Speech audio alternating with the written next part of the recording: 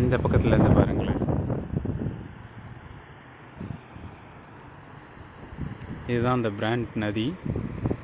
அந்த பசங்க அவ்வளோ தூரம் போயிட்டானுங்க. இதுக்கு முன்னாடி வீடியோவில் பார்த்தீங்கன்னா இங்கே இருந்தானுங்க, ஜாலியாக விளையாடுறானுங்க. ஏன்னா இன்னும் 2 மாதத்துக்கு மட்டும்தான் இந்த மாதிரி வெயில் இருக்கும். அதுக்கப்புறம் வந்து ஃபுல்லாக குளிரில் ஐஸாக மாறிடும்.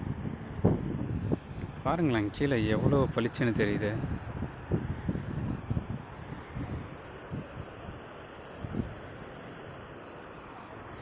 என் காலு கீழே பாருங்கள்.